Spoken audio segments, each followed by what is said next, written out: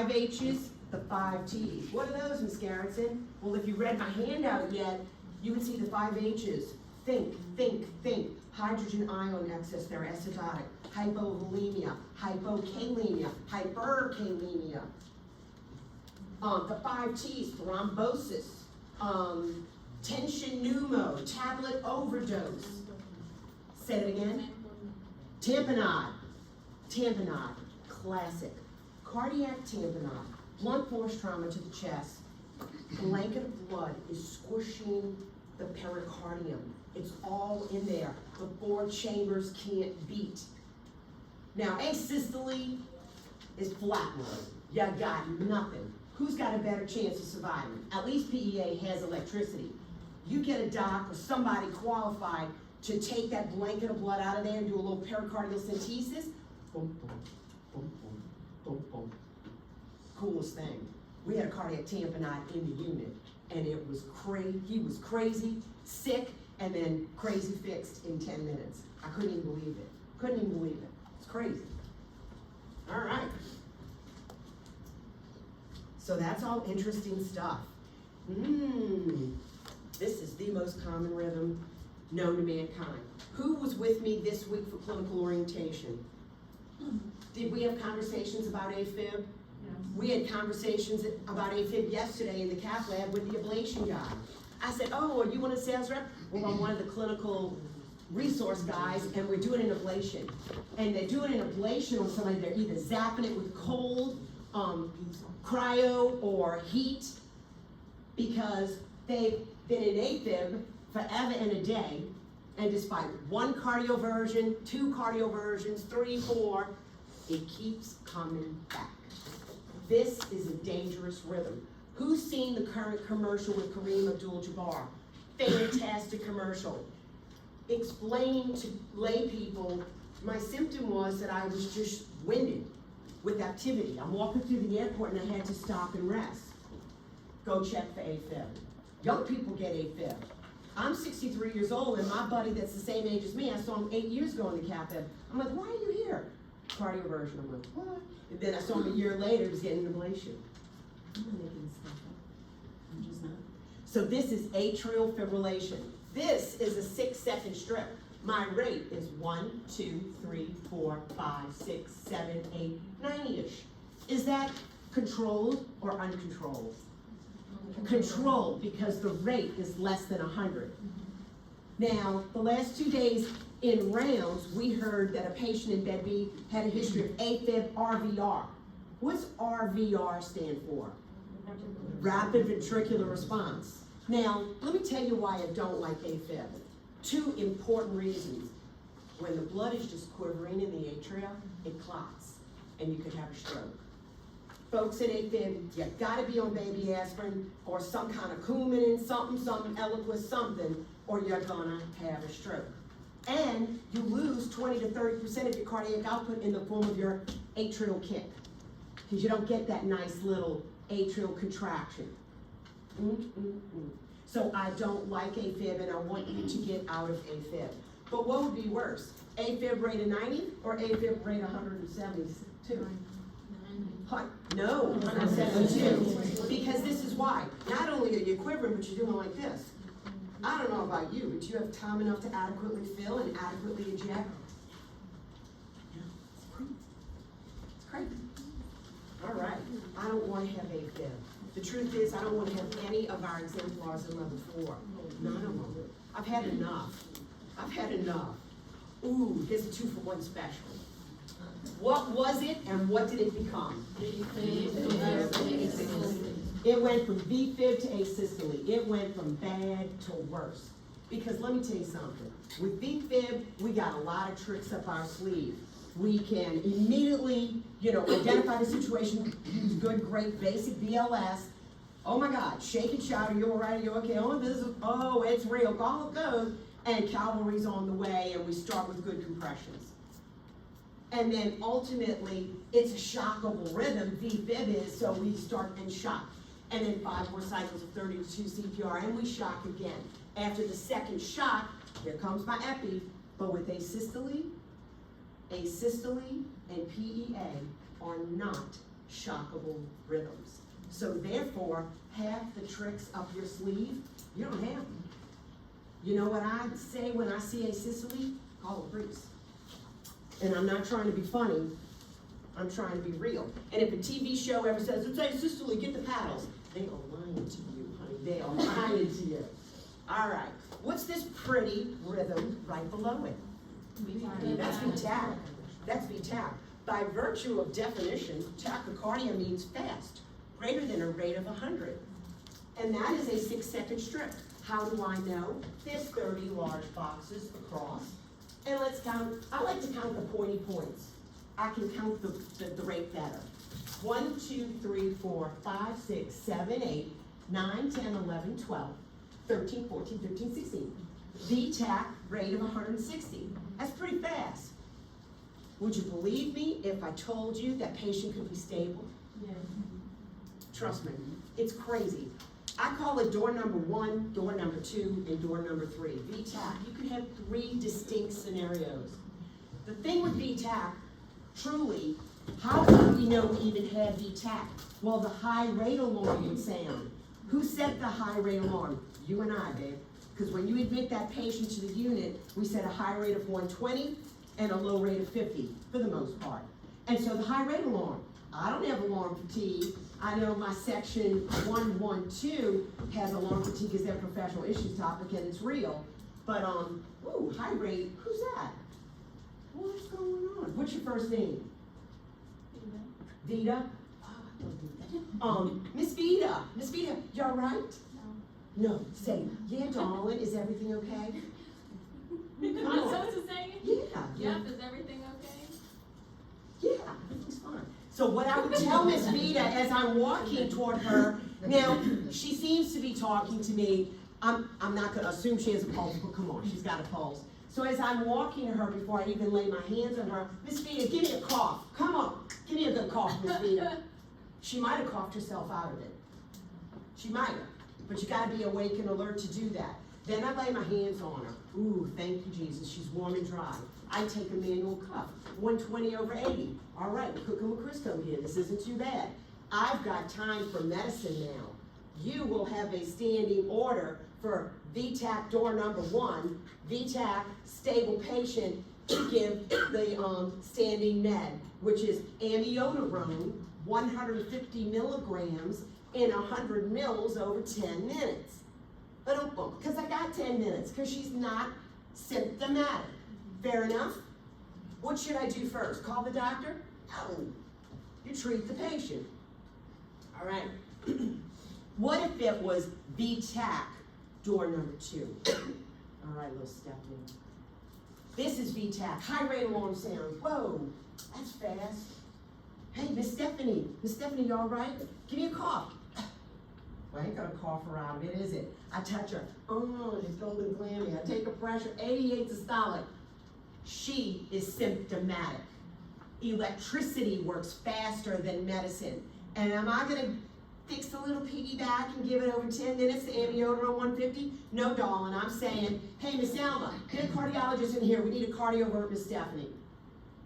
And we're gonna pull out the old multifunction pads, and if you haven't seen them, here they are. Here they are.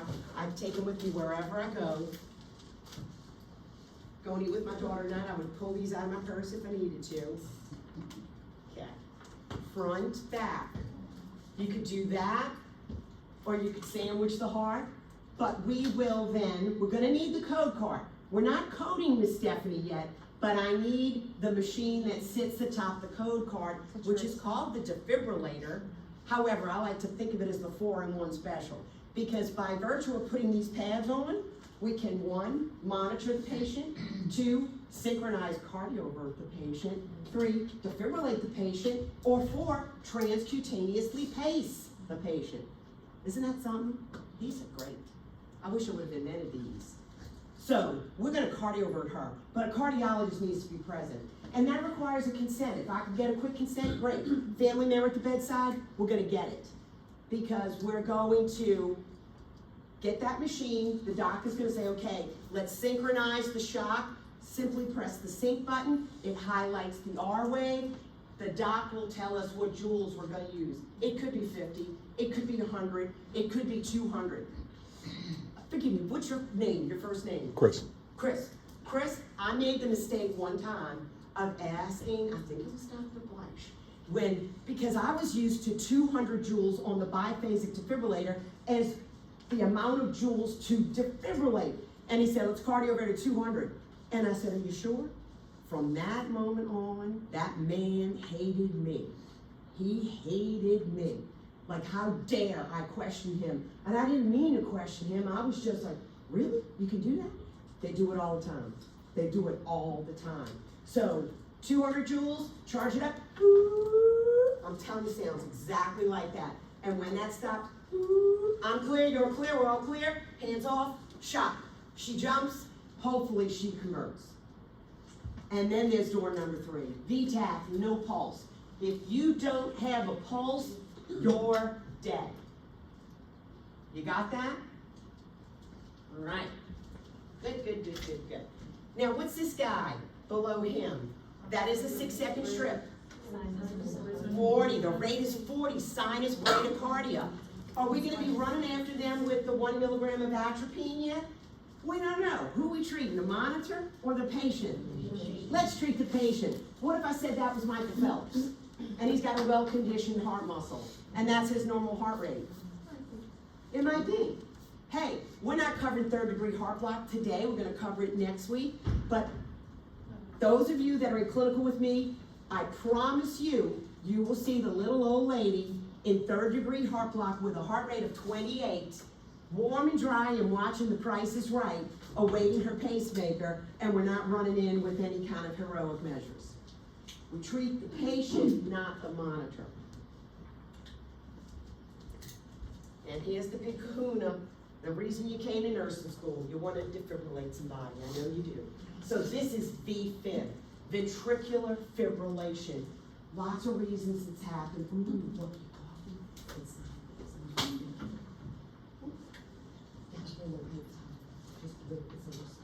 okay, VFib, clinically dead. Oh man, gotta go in and check. You have to go in and check. Are you all right? What's your name? Leah. Miss Leah, you all right? You okay? Nothing. Oh my God. 5-second carotid check. Nothing. This is real. Miss Alma, call a code. Kelly, get the card. First RN, stay put. Drop that side rail. When you're in clinical, look at your beds. Is there a CPR button that you can press?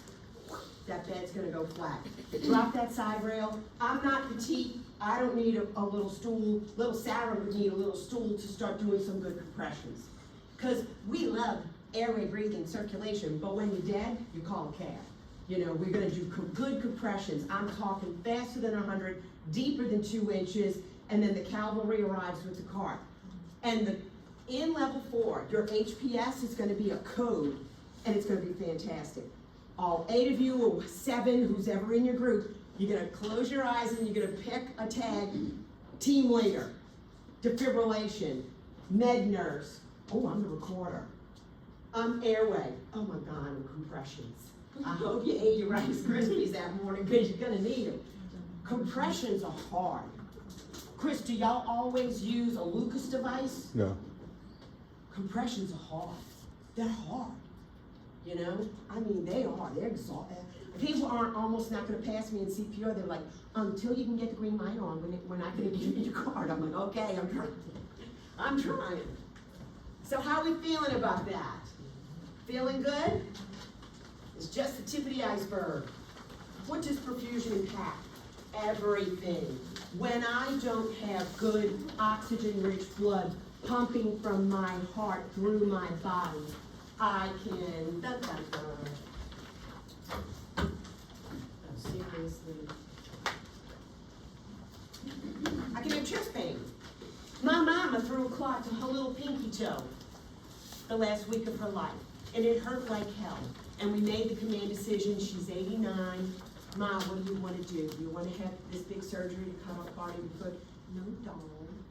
And so we called in hospice. Because when there's lack of perfusion, there is pain. Cognition, honey, I feel alive. And in sepsis, sepsis is infection exemplar, but it is a perfusion problem. Well, why is that, Ms. Carrington? Because when you're septic, your vessels dilate and your blood pressure goes south. And when your blood pressure goes south, you are not perfusing the vital organs of your body. Altermentation. PF ratio's off. If you don't know what that is yet, you will in a week. Man, my creatinine's up. I'm not making any urine. My blood pressure's low. None of that's good. Elimination. Kidneys took a hit, man. Kidneys took a hit. When you don't perfuse the kidneys because of dehydration, you go into acute kidney injury. That's pre-renal. Gas exchange, if you're not perfusing your lungs. Mobility. Honey, I'm feeling lightheaded, fall, go boom. Patient education. Whatever meds they go on, teach them, teach them, teach them. Risk factors huge. Tuesday group, we were in the cath lab together, and Dr. Saxima had just finished a cardiac cath. Patient did not need a stent, but he educated my students on how to teach the patient. Who's my Tuesday people? Where you at? Wasn't that cool? He goes, the most important thing is be compliant with your medications. Inflammation, honey, let me tell you, there's an inflammatory component to every disease process. You'll hear me talk about that in perfusion too. And I don't wanna go way ahead of schedule, but a heart attack, and this is what Dr. Saxima described to my students. A heart attack isn't just all of a sudden one day the plaque got, all right, 100%, you're having a heart attack. You had the plaque there already for a good long time, and that plaque is in that coronary artery, underneath that endothelial lining, and there's that lipid-rich plaque underneath that endothelial lining.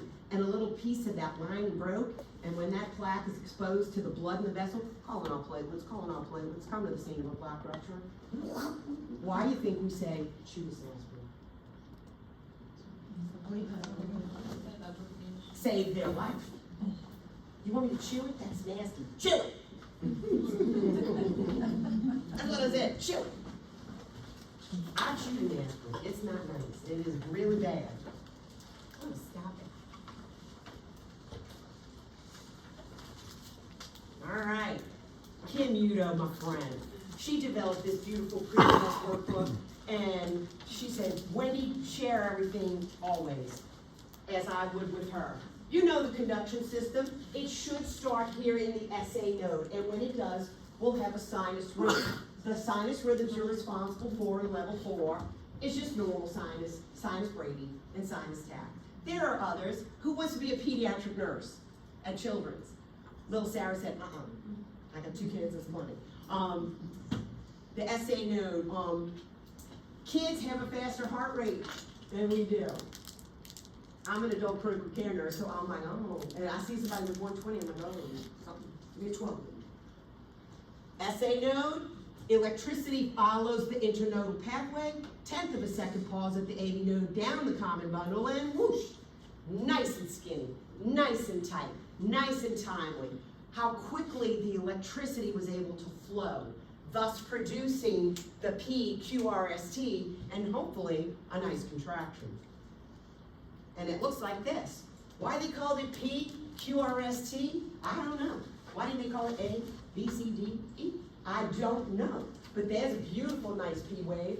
QRS. Sometimes you have first downward dip, which is the Q. Sometimes you don't. That's R. Still the R. The S is the little smidge below the baseline. And there's the T wave. Atrial depolarization, ventricular depolarization, ventricular repolarization. And remember the action potential? Potassium's on the inside, sodium and calcium rush in. Potassium says, get too crowded, I'm gonna leave. And then by the T wave, ventricular repolarization, potassium's coming back in, sodium and calcium are going back out. So let me ask you something. What do you think is very important for good function of your heart? It starts with an E and it has 4 syllables. Electrolytes. Electrolytes. You with me? Wait a second. We were in rounds yesterday, and the Tuesday people were in rounds too. But we had a patient in unit yesterday with a potassium, what was it? 1.7. And Dr. Smith, the experienced pulmonologist, said, and this proves how hard it is to kill a patient, because the patient was still alive with a, I've never heard of that. Normal potassium 3.5 to 5. Yeah. It changed things on me sometimes. It's crazy. Isn't it? It's so interesting. So interesting. So I always advocate, night nurses, draw those labs at 5, check them at 6, and make that phone call at 6:05. If I'm your day nurse, don't be giving me a report telling me the K is 1.8, or 2.8, or 3.2. I'm gonna say, what did Dr. Bourgeois say? I haven't called him. Well, here's my phone. Call him up. Do your job. Sean Payton, do your job. Now this is a 12 lead. That's a nice looking 12 lead. We'll look at 12 leads when we get to perfusion 2. It always looks like this. Lead 1, lead 2, lead 3, augmented voltage right, left, foot, V1, V2, V3, V4, V5, V6. And when that little 12 lead EKG tech person comes with the machine, they're gonna put on 10 electrodes. Right arm, right leg, left leg, and 6 V leads. And all the landmarks are in your handout. But that's a 12 lead, and we'll look at 12 leads plenty when we get to perfusion 2. You're not responsible for knowing where the leads look. But if you want to have fun at work, you want to be a great ER nurse or a cardiac nurse, you're going to know this. Lead 1, the positive pole of lead 1 looks left, high lateral. Lead 2, down and to the left. And by the way, electricity flows down and left. So bingo, down and left. That's why we oftentimes monitor someone in lead 2. Lead 3, downward, slightly oriented to the right. Augmented voltage, right. The positive pole's on the right shoulder. I'm here to tell you on any day, electricity is not flowing up and to the right. So if electricity is flowing away from that positive pole, let me backtrack to show you this. Look at AVR. I rarely say always and I rarely say never, but AVR is always upside down because electricity is flowing away from that positive pole. All right.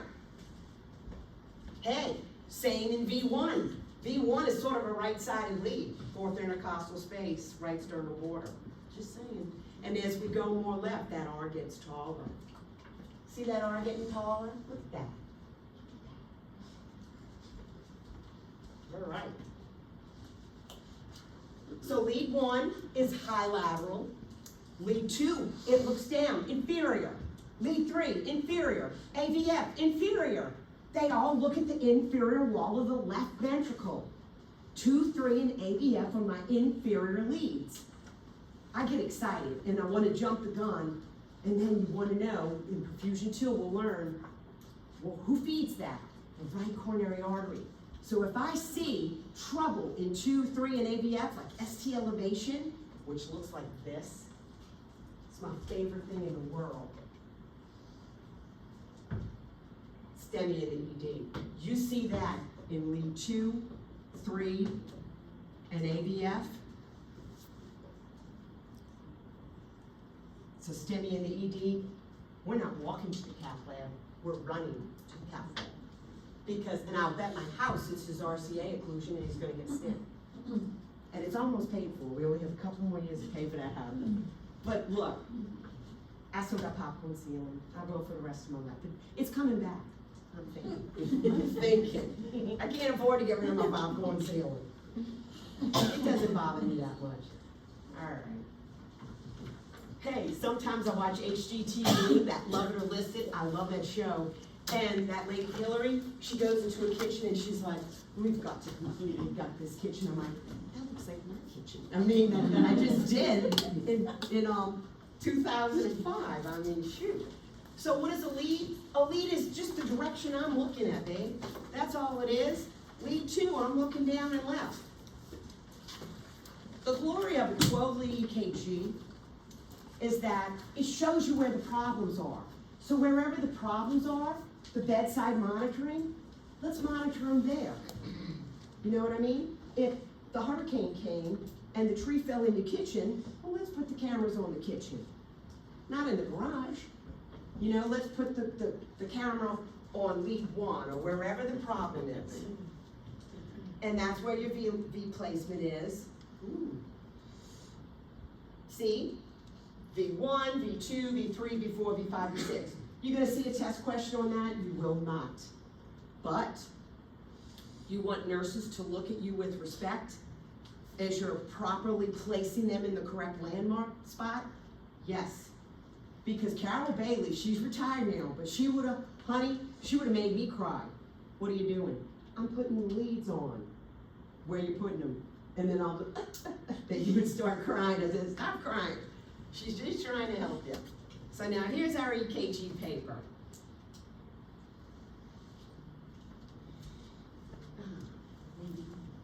See, I can see it pretty good. Oh, because I made it big. That's why. Okay. So you see that? Sometimes you have little 3-second markers. 30 boxes across is a 6-second strip. If each little bitty baby box is 0.04, then 5 of those, each large box is 0.20, and 30 of those is a 6-second strip. Beautiful, beautiful. We'll talk about the vertical axis when we're talking about perfusion too, and ST elevation and ST depression. P wave, QRS, T. Normal PR interval would be measured from the beginning of the P wave to the beginning of the QRS. Let me tap that pen and I'll put things on the screen. Normal range, 0.12 to 0.20. QRS, all I want it to be is nice and skinny. Change that to less than 0.12. And last but not least, the QT interval, most important. Why? Because that includes that T wave, that relative refractory period, when potassium's going back in and sodium and calcium are going back outside. You mess around with that or the relative refractory when the heart's trying to chill and catch its breath, you got yourselves V-tach or V-fib. Just saying. So the range I like to say for QT is 0.36 to 0.44. I know you see 0.38, but work with me, work with me. And does a good nurse look at any reading in isolation, or do we look at the trend? Trend. So in clinical, you will print out strips, 8-ish, noonish, 4-ish, every day. And look to see if it's stretching out. There'll be times when it is. And you know what? You call the doc and you say something. But before you call the doc, be prepared. That doc's gonna ask you questions like, what does the patient look like? So it would behoove you to have gone in and done a quick little assessment. And to call them by the computer with the MAR open and the labs available and a set of vitals. I swear I've called a doctor once before. He said, what does the patient look like? I'm like, I don't know, I didn't go check him. You think he trusts me? It took me years to regain that guy's trust. But those days are gone. Give him a little look over. All right, number 1, that's my P wave. Number 2, PR interval. 3, QRS. 4, that's my ST segment. It's isoelectric. Remember that for perfusion too. Number 5 is my T wave, and number 6, dun dun dun, is the QT interval. Oh, I like this strip. We in clinical yesterday saw some strips with some long pauses. I don't like long pauses. It almost looks like a little temporary asystole in the middle of there, doesn't it? But okay, there's gonna be a systematic overview. You will have some strips on your test. Don't be the deer in the headlight. Just remain calm and my name is Wendy. It's okay. Everything's under control. This is a 6-second strip. Do not assume a strip on the test that I give you will be a 6-second strip. What's my rate? 1, 2, 3, 4, 5, 60-ish. You think somebody's gonna do okay with a heart rate of 60? Yeah. They may not even know that they had that pause. Why'd they have that pause? I don't know. A gazillion reasons. Number 1, what kind of meds do we give cardiac patients? Beta blockers, babe. Beta blockers can slow everything down. No good deed goes unpunished. You know what I'm saying? Like sometimes we give it and they get a little too slow. But all I can tell you is that I had a nice regular sinus rhythm And calculating a heart rate, if I use the large box method, 1 big box, 2, 3, more. It was like a rate of 75, and it had almost like a 2-3 second pause. Go check your patient. What should the nurse do here? Go check your patient. Assess their perfusion status. Now, what if this was at 8:45 and at 9 a.m. you had your beta blocker due, your calcium channel blocker due? This girl would not be given those meds. Would I necessarily make a phone call then? No. But I would not be giving any other meds to slow that down. Does that make sense? Our job is to help you think like a nurse. To help you think like a nurse. Awesome. I like that strip. That's a good strip. And this is a 6-second strip too. And there's different ways to calculate the heart rate. My personal favorite is to look at the monitor. It says the heart rate's 126. So this one, 1, 2, 3, 4, 5, 6, 7, 8, 9, 10, 11, 12, 13, 130-ish. 130-ish is good. Is Miss Garrettson going to be so mean? What is this heart rate? 130? Is it 128? Is it 126? No. I'm not going to do that. That's silly. It's, by virtue of definition, it's fast, it's tacky, but it's very regular, and it's got a nice uniform P waves. Science tack. Treat the cause. But you could use the large box method. Find a QRS that falls on a heavy line. 1 big box, 2 big box, like a little more than 2 big boxes. So you have to remember the number 300. 300 divided by like 2 1/4 boxes, 2.25. Well, I brought my little calculator. 133? Thank you. You with me? And then you could use the little box method. Oh, Heavenly Father, Ms. Garrison, you're making us remember this number, 300 for the large box method, and 1,500 for the little box method. Easy. There's 5 small boxes in each big box. So what's 300 times 5? 1,500. Got it? So count the number of little boxes, and she covers this on EKG like a boss. From start here all the way to there, and it would give you actually the more exact number. All right? Today's just to kind of get a visual. And then there's a memory method. There is. And I don't have them all committed to memory, but I might say, start here, 300, 150, 100. Well, this heart rate is somewhere between 100 and 150. Closer to 150, it's 133.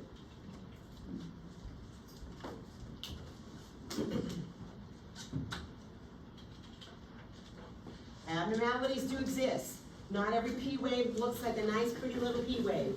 But if all the P waves are wearing the same uniform that came from the SA node, it could be round, it could be notched, it could be pointy, it could be upside down. Don't read into it. And then the QRSs, check it out. It could look a gazillion ways. Do not worry about big Q, little r, big S. Don't worry about it. All I want you to know is each and every one of these is a QRS complex, indicating ventricular depolarization and hopefully a contraction, which, by the way, is your pulse. And you measure that QRS from there to there, from there to where that S comes back to baseline. Little lanyard for y'all today. This is right bundle branch block. See the bunny ears? See the little bunny ears? Little bunny, little whiskers? That's right, no big deal. Right bundle branch block is no big deal. So they're all QRSs. ST segment, look at that guy in the middle. ST elevation, woohoo. The guy on the far right is ST depression. I don't like him either. The one in the middle could be a STEMI. The one on the far right could be a non-STEMI. Well, let's break it down. Non-ST elevation MI. It's still an MI. Still high risk of mortality. And then T waves. This slide almost makes me want to have an epileptic seizure. There's a T wave. T wave could be inverted. It can be tall and pointy if the potassium's too high. Look at the trend. Check the lab. That is artifact, my friends. Do not. What should the nurse do? A, call code. B, defibrillate the patient. C, check to see if the patient has a loose electrode. C. All right. QT's best practice. This is profound. The slower the rhythm, the longer the QT. Long QT is bad. So the slower your rhythm gets, you better be checking that QT. Now, why is your rhythm getting so slow? What meds are we giving this patient? Are they on an amiodarone drip? Amiodarone's a great antiarrhythmic drug. We could use it for AFib, we could use it for ventricular arrhythmias. I got a patient on an amiodarone drip, and this is a true story.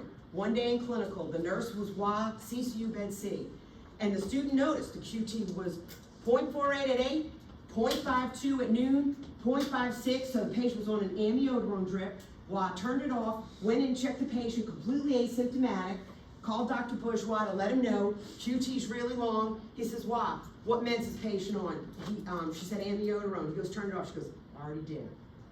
And we go to post-conference, 5:15, we're sitting in the third floor conference room when it still had a table, because the table ain't there no more, and we hear code blue CCU bed C. And they were in torsade, because a long QT interval causes torsade. What's torsade, Ms. Garrettson? It's that polymorphic VTAC that we'll look at next week. They're dead. There's only 3 rhythms that we will defibrillate. VFib, pulseless VTAC, and torsade.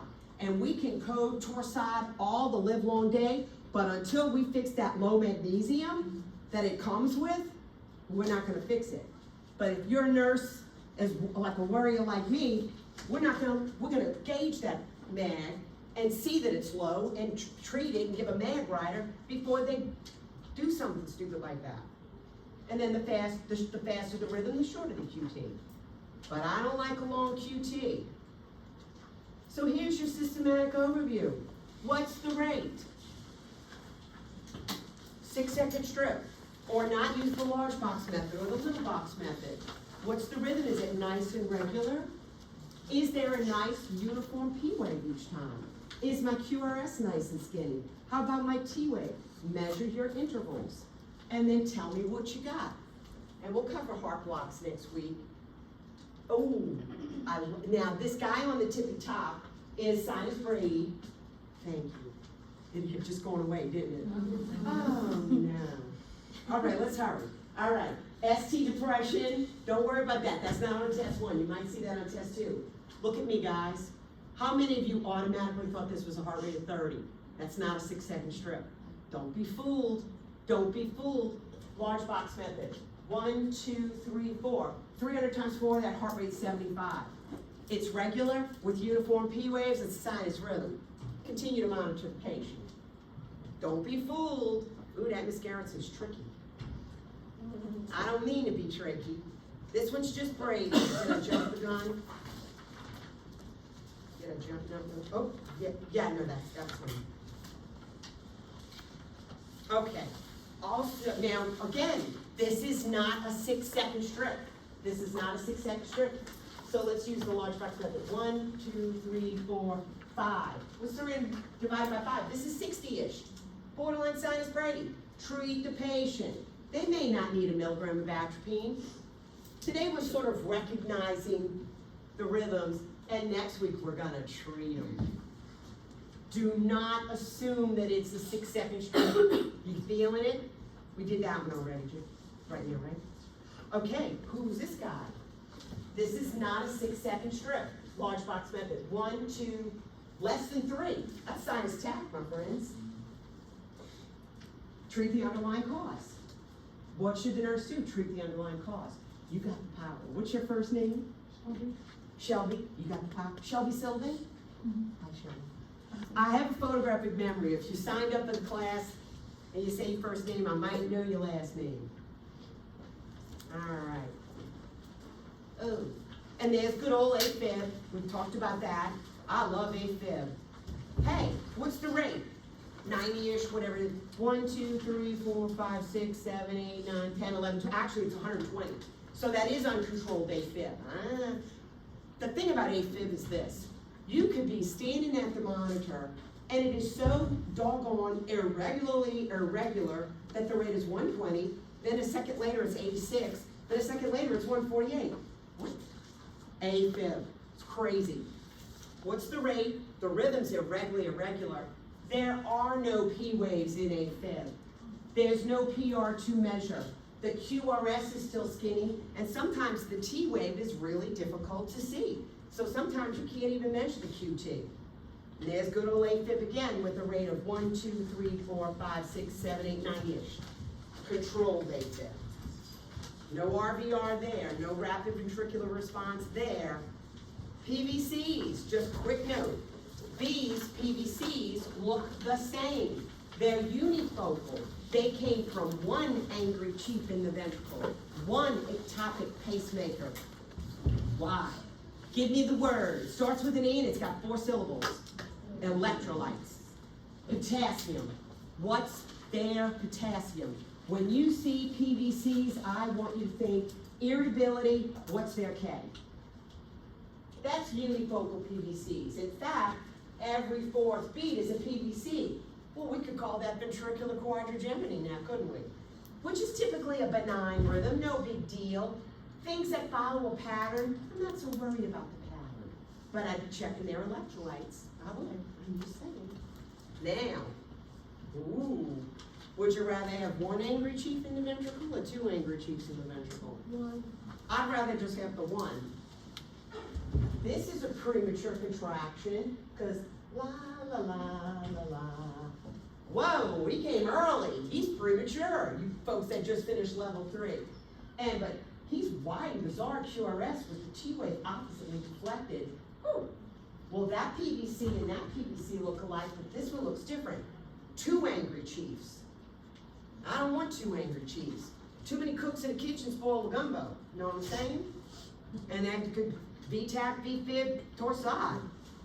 2 PVCs in a row is a couplet. 3 PVCs in a row is a 3-beat run of VTAC. I proudly said when I was a senior nurse in school, Wendy Savity, what's 3 PVCs in a row? I said, triplet. And they're like, no, it isn't. It's a 3-beat run of VTAC. And I'm like, oh, man, that's nasty looking. There's our gorgeous VTAC. We've talked about door number 1, door number 2, door number 3. I want you to study this week, because come ready for me next week when we're gonna treat these patients. You're gonna be responsible to know if you see this rhythm and I give you a case scenario, what to do.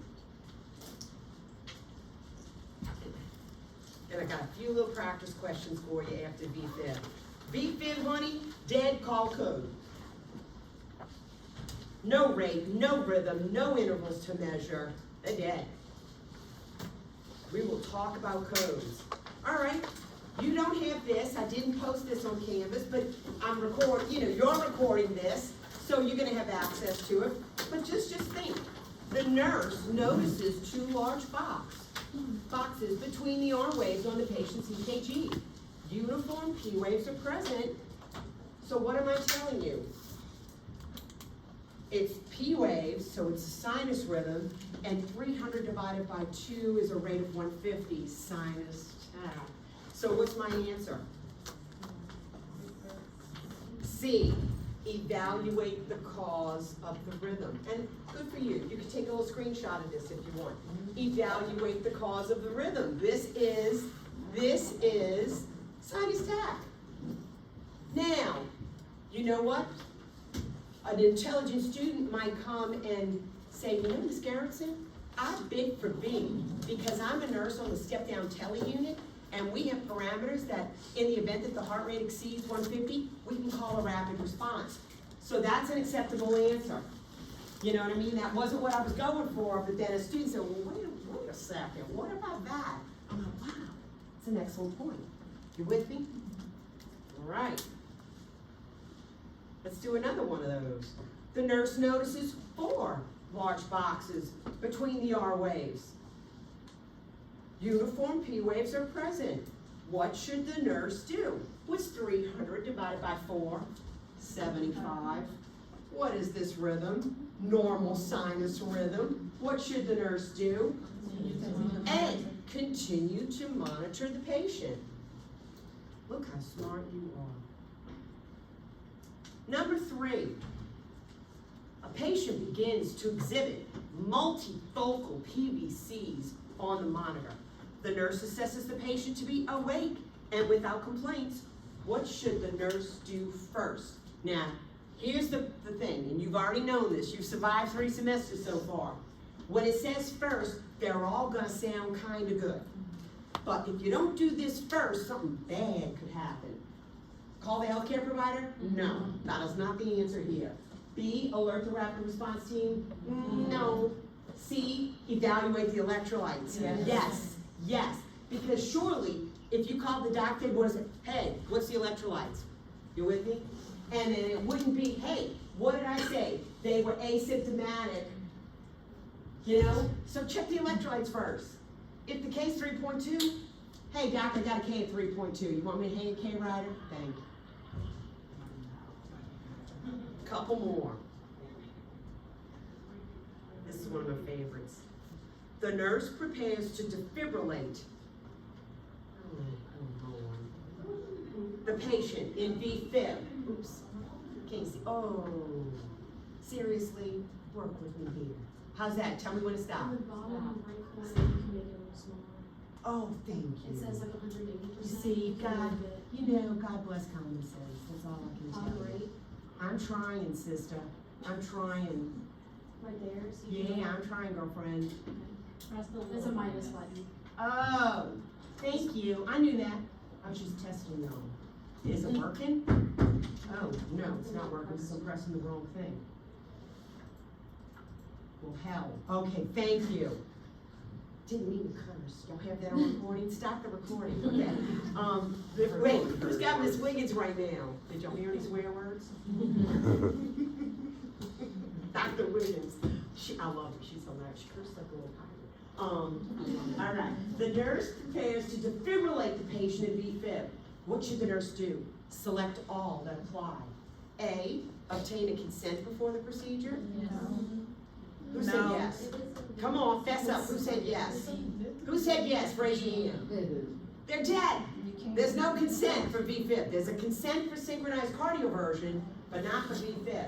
Apply the multifunction pads? You bet. Press the sync button to highlight the R wave? No. In V-fib, there is no R wave. Select 200 joules on the biphasic, and when you're ACLS certified, we got green light go to defibrillate our patient. And E, call out, I'm clear, you're clear, we're all clear before defibrillation. The answer is absolutely yes. So the answers are B, D, and E. And last but not least, there's always going to be one of these. Who should receive first? What's the priority here? Who are we treating? The monitor or the patient? The patient. Pick the patient that is symptomatic. Not the worst rhythm. A patient in AFib with a rate of 148, blood pressure of 120 over 76, respiratory rate of 18, they look kind of stable. That's classic. What did I just tell you about AFib? Irregularly irregular. 84, 122, 146, and they're fine. B, a patient with a 10 beat run of beat tach who's alert with a heart rate of 124, now that's got my attention, I'm just gonna tell you. Oh, sorry, I'm getting over the whatever. All right, C, a patient in ventricular bigeminy with a blood pressure of 90 over 60. Calculate that map real quick. 90 systolic plus diastolic times 2 divided by 3. 90 plus 120 is 210 divided by 3. That's a map of 70. Oh, never mind. Don't be, thank you, that's so funny. I take it back, I changed my answer. It's a woman's prerogative to change their mind. Don't be fooled, you calculate the map. 90 over 60 sounds like a low blood pressure. The map is 70. You with me? All right. D, a patient in sinus breathing with a heart rate of 48, warm, dry skin. I'm going for that 10 beat run of beat tach. I never like a 10 beat run of beat tach. And I know about door number 1, door number 2, and door number 3, but I don't like a 10 beat run of beat tach. Something's going on. So I'd go see him first. Do a quick assessment, check their labs, open up the MAR and call Dr. Bourgeois and say, why don't you come take a peek at your baby? How we feeling? Sorry about the little hiccup. I tell you what, I was almost in refit with that Chase. I gotta go get him a muffin for him. So, and I asked him, what kind of muffin did you like? Did he give me an answer? No, he didn't. I'm just gonna have to do one each. How are we feeling, guys? Next, now I need you, this is a two-way street. Kind of like a paint and stencil line. Every lumen, every time, two-way street. It should flush and yield a blood return. I teach, you study. You re-study. You rewrite your notes. You study with each other. You ask each other questions. And then we're gonna learn more and more and more. Fair enough? Thank you for your patience. I think I've